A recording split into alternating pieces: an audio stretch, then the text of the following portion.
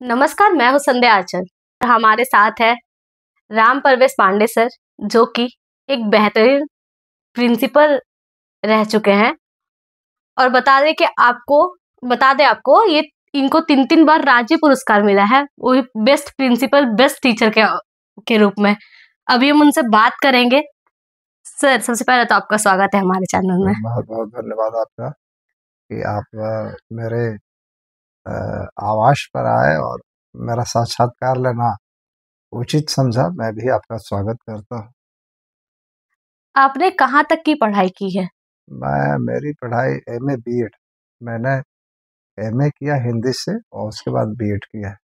और आप कहाँ-कहाँ सेवा दे चुके हैं? Teacher, as a principal. ये टीचर मैं मेरी सबसे पहली हमने शुरुआत की थी सीसीएल के विद्यालय से। वो गिद्दी एक कोलेरी में मैं एज ए प्रधानाध्यापक वहाँ वेलफेयर के स्कूल में था, वहाँ से मेरी शुरुआत हुई। और उसी के पश्चात मैं नवोदय विद्यालय में मेरी नियुक्ति हो गई। मैं समस्तीपुर चला गया और वहाँ लगातार 4 वर्षों तक मैं एज ए टीजीटी पद पर रहा, हिंदी शिक्षक के रूप में। उसके बाद मैं पुनः बिहार सरकार की सेवा में पदस्थापित हुआ एज ए टीचर। और सबसे पहले मैं नंदलाल उच्च विद्यालय चिरकुंडा में सहायक शिक्षक के रूप में कार्यरत रहा। उसके बाद 1995 में मेरा स्थानांतरण वहाँ से हुआ और मैं स्थानांतरित होकर सिटी बालिका उच्च विद्यालय झुमरी तलैया में एज ए टीचर ज्वाइन किया। और बाद में जो है जेपीएससी के माध्यम से मेरी नियुक्ति एज ए प्रिंसिपल हुई। एज ए प्रिंसिपल मैं मकतपुर उच्च विद्यालय गिरिडीह में 3 साल 6 महीने सेवा दिया। उसके बाद वहाँ से ट्रांसफर होकर मैं पुनः उसी विद्यालय में आया जहाँ मैं कभी शिक्षक हुआ करता था एज ए प्राचार्य। और 2016 के जनवरी में वहाँ से मैं सेवानिवृत्त हुआ। कैसा महसूस हुआ था आपको कि जब आप जिस स्कूल में आप टीचर थे, उस स्कूल में फिर से प्रिंसिपल के रूप में आए? जब मैं शिक्षक था तो ऐसा महसूस होता था कि यदि मैं प्रधानाध्यापक बन कर के आऊँगा तो यहाँ की जो व्यवस्था है उसको मैं चुस्त दुरुस्त करूँगा, क्योंकि उस समय कोई नियमित प्रधानाध्यापक नहीं थे मेरे समय में। तो बहुत सारी दिक्कतें हो रही थी विद्यालय में, अनुशासन जो होना चाहिए वो नहीं था और विद्यालय की जो व्यवस्था जैसी होनी चाहिए वो नहीं था।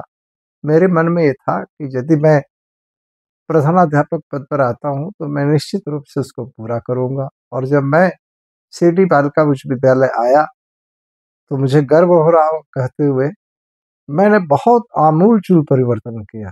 विद्यालय का परिवेश, शैक्षणिक ढाँचा, विद्यार्थियों का मेल-मिलाप, शिक्षकों का समन्वय, ये सब मैंने बहुत, बल्कि उस समय यह विद्यालय पूरे जिले का वो गौरव विद्यालय हुआ करता था मेरे समय में।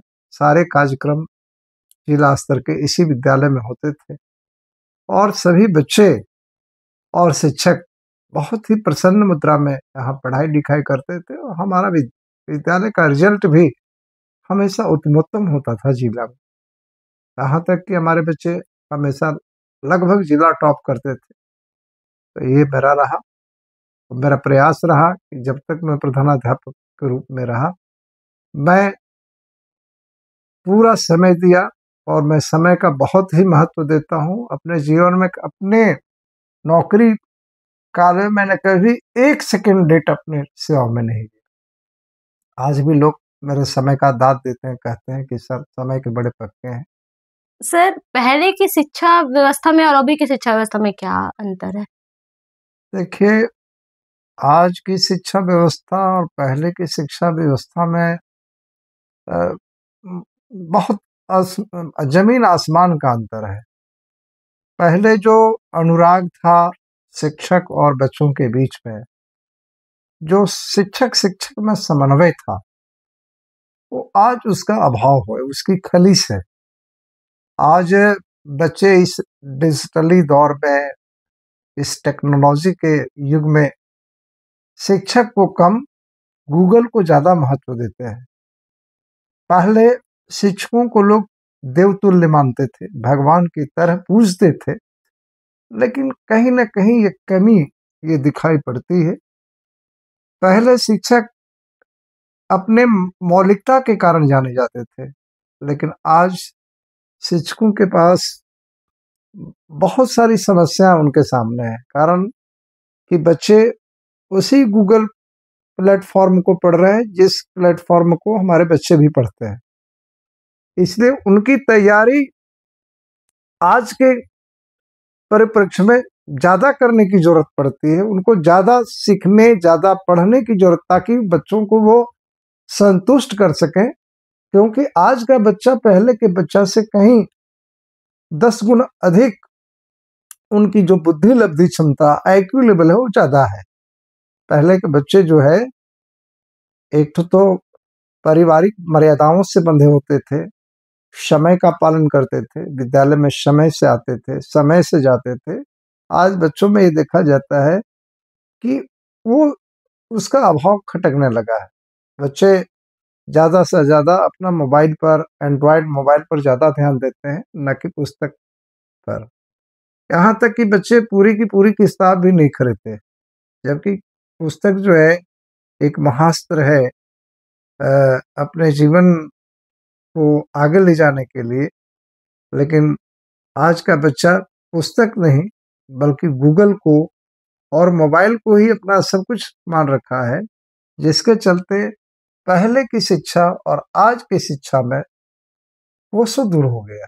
अब बहुत ही मुश्किल है, वो समय नहीं लौट कर आएगा। ना वो शिक्षकों के प्रति बच्चों का अनुराग होगा, और ना आज के बच्चे की तरह और पूर्व के बच्चों की भांति समन्वय होगा। आज के पेरेंट्स बोलते हैं कि मेरे बच्चों को डांटिएगा मत, जी। मारिएगा मत। हाँ। मारना तो एक समझ में भी आता है, डांटिएगा ही मत। अब मु जोर से भी नहीं बोल मुझे सकते। याद है कि पहले हम लोग जब नए-नए जॉब में आए थे, तो अभिभावक आके कहते थे कि इसको जितना हो सके सर सुधारने के लिए पीटिए। हम लोग नहीं चाहते, तब भी हमारे सामने ही उस गार्जियन डाँटते थे, पिटाई करवाते थे कि सर मेरे सामने पीटिए।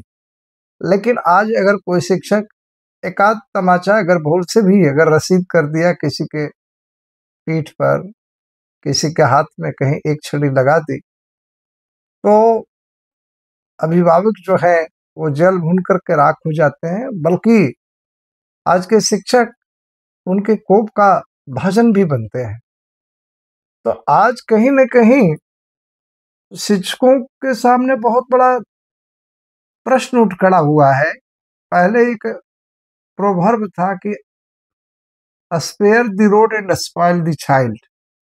छड़ी रोकना बच्चे को बहकाना है, लेकिन आज जो है अगर छड़ी आप मार देंगे तो पता नहीं लोग थाने तक चले जाते हैं, समाज में आपकी किरकिरी हो जाएगी, पंचायती होने लगती है।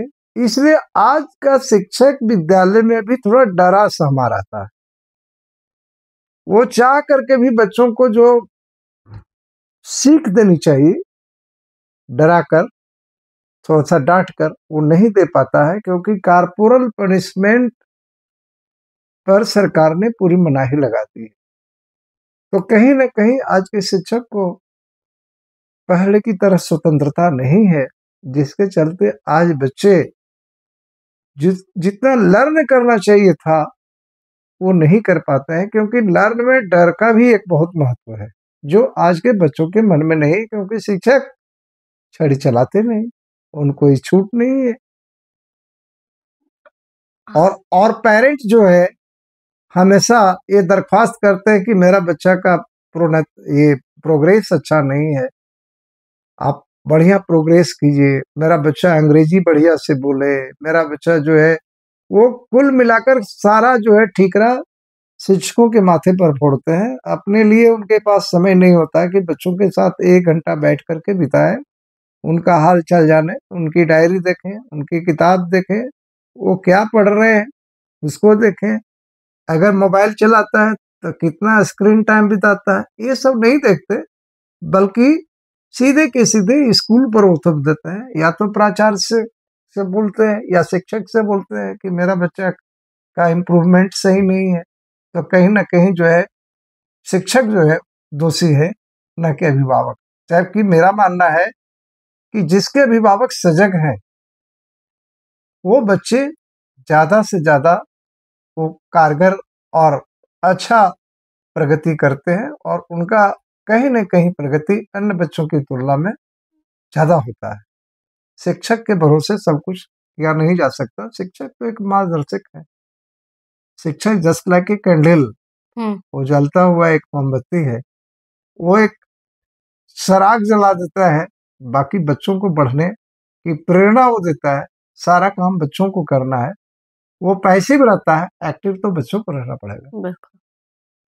आपको 3-3 बार राज्य जी, पुरस्कार जी, मिला है, जी, जी। बेस्ट प्रिंसिपल, बेस्ट टीचर के रूप में, कब-कब मिला है? मुझे 2000 में मुख्यमंत्री वो श्री बाबूलाल मरांडी जो पहले झारखंड के पहले मुख्यमंत्री थे, उन्होंने वो गांधीनगर आपको रांची में है, गांधीनगर के मयूरी प्रेक्षागृह में हुँ, उन्होंने सम्मानित किया था बेस्ट टीचर के रूप में राज्य पुरस्कार से। फिर 2008 में उस समय हमारे माननीय शिबू सोरेन अ, जी हमारे मुख्यमंत्री थे राज्य के, उन्होंने मुझे मोराबादी में स्टेज पर एज ए बेस्ट शिक्षक के रूप में सम्मानित किया और 2014 में आदरणीय मुख्यमंत्री रघुवर दास जी और उस समय की तत्कालीन शिक्षा मंत्री आदरणीय श्रीमती नीरा जी ने मुझे झारखंड अधिविद्य परिषद रांची के सभागार में राज्य पुरस्कार से सम्मानित किया। मेरा नाम राष्ट्रपति अवार्ड के लिए भी गया था, लेकिन कतिपय कारणों से वो रुक गया, तब तक मैं सेवानिवृत्त हो चुका था। वो मेरी झोली में नहीं आ सका, आज तक मुझे उसका अफ़सोस है। फिर भी बहुत से टीचर हैं जिनका सपना होता है राज्य पुरस्कार पाना हो जी, जी, और सपना आपको होता है, 3-3 बार मिल गया। 3-3 बार मिला। कैसा महसूस हुआ था उस बहुत अच्छा लगा, मुझे लगा कि मैंने कभी इसके लिए सोचा नहीं था कि मुझे इस तरह का पुरस्कार मिलेगा, क्योंकि मैं हमेशा से ये मान के चलता था कि काम ही मेरी पूजा है। मैं शुरुआती मैं जब शिक्षक बना उस समय से ही मैं समय पर स्कूल जाना, अपने पाठ को पूरा करना, बच्चों के बीच अधिक समय क्वालिटी टाइम बिताना और बच्चों को जितना अधिक दे सके, वो कोशिश हमारी रही। चाहे वो सफाई के क्षेत्र में हो, चाहे वो डिबेट के क्षेत्र में हो, चाहे कल्चरल एक्टिविटीज़ के क्षेत्र में हो, सभी क्षेत्रों में कहीं न कहीं मैं अगुवा बनकर के काम विद्यालयों में करा करता था। और जो भी वहाँ के प्राचार्य होते थे, उनका जो भी निर्देश होता था, मैं उन निर्देशों का पालन करता था।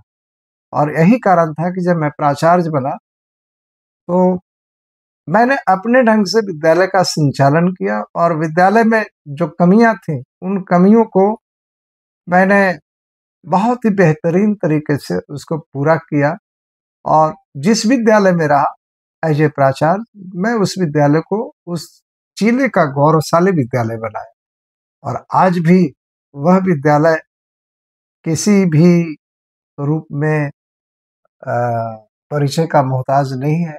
कहीं न कहीं मेरा नाम जुड़ा होता है, जब भी कोई जाते हैं, तो ज़रूर वहाँ के जो भी प्रभारी होते हैं, वो कहते हैं कि हाँ, कभी पांडे सर हुआ करते थे, जिन्होंने इस तरह की परिस्थिति, माहौल और परिवेश बनाया और जिसका आज हम लोग उपभोग कर रहे हैं। अंतिम में हम चाहेंगे कि आप हमारे जो बच्चे हैं, जो दर्शक हैं, उन्हें कुछ कहना चाहते हैं? मैं आज के बच्चों को ये कहना चाहूँगा कि लक्ष्य कोई बड़ा होता नहीं, जीता वही जो डरा नहीं। आप अपने लक्ष्य को बड़ा बनाएँ, जिसके पास लक्ष्य होते हैं, जिसके पास सपने होते हैं, वही अपने सपने को साकार कर सकता है। बिना लक्ष्य के कोई अगर आगे कोई बढ़ रहा है, तो उसका जीवन बिना पतवार की नाव की तरह होगा। इसलिए बच्चों से मेरी अ, यही अपील होगी कि आप कोई ना कोई लक्ष्य जहाँ आप जाना चाहते हैं, अभी से आप लक्ष्य बनाएँ और आप अधिक समय अपने लक्ष्य को प्राप्त करने के लिए दें। क्योंकि अगर आप अधिक से अधिक समय देंगे, फोकस करेंगे जिस ओर जाना है आपको, तो निश्चित रूप से आपको सफलता मिलेगी। कहा गया है कि हिम्मत का है खेल खिलाड़ी और फेंक पासा, निश्चय होगी तेरी पूरी जीवन की आशा। अगर हिम्मत से खेले कोई खिलाड़ी तो जरूर वो जीत दर्ज कर सकता है। इसी तरह कोई विद्यार्थी अगर चाहता है कि अपने जीवन में, अपने उद्देश्यों में, अपने लक्ष्य में वो काबिल हो, महारत हासिल करे, अगर वो स्वप्न देखता है, अगर स्वप्न देख सकता है तो वो पूरा भी कर सकता है। सिर्फ उसके मन में एक साध होनी चाहिए, लगन होनी चाहिए, और तभी ये संभव है। हम अभिभावकों से या दर्शकों से अपील करते हैं कि आज समय बदल गया है। आज हम 21वीं सदी के युग में जुड़े हैं। आज तकनीकी और विज्ञापन के युग में जी रहे हैं। जितनी तेजी से ये टेक्नोलॉजी बढ़ रही है, उतनी तेजी से हमारा ये विश्व जो वैश्विक परिस्थितियां हैं वो बदल रही हैं। वैश्विक परिस्थितियों के बदलाव के अनुरूप अपने बच्चों को ढालने का प्रयास करें। बच्चे कम से कम उनमें चरित्र का निर्माण करें, क्योंकि कोई भी देश तभी अच्छा हो सकता है जबकि वहां के नागरिक चरित्रवान हो, वो देश के प्रति समर्पित हों, देश के लिए जीने मरने की उनके मन में तमन्ना हो, और स्वप्न वो देखें जो उन्हें सोने न दें। स्वप्न वो नहीं देखें कि वो सो करके रह जाए। हम अपील करते हैं आज के अभिभावकों को कि अपने बच्चों पर जो आप निवेश कर रहे हैं, जो खर्च कर रहे हैं, वो कभी बेकार नहीं जाएगा। लेकिन उनकी जांच, उनकी परख आप यदा कदा जरूर करते रहिए, ताकि बच्चे सही रास्ते पर चले और आपके समाज के, परिवार की वो शान बने। बहुत बहुत धन्यवाद सर। धन्यवाद आचार्य जी, आपने मुझे मेरे घर पर आकर आपने इतना मुझे बोलने का अवसर दिया। निश्चित रूप से आप बधाई के पात्र हैं, और चूंकि आप मेरे विद्यार्थी रही हैं, मुझे गर्व हो रहा है कि एक विद्यार्थी के रूप में, एक पत्रकार के रूप में आज मेरा अपने साक्षात्कार लिया। मैं अपने अंतः हृदय से आपको ढेर सारा आशीर्वाद देता हूँ कि आप सबसे सुंदर बेस्ट पत्रकार बने। Thank you sir. आपने सुना राम परवेश पांडे सर को। हम मिलेंगे अगले वीडियो के साथ, तब तक के लिए नमस्कार।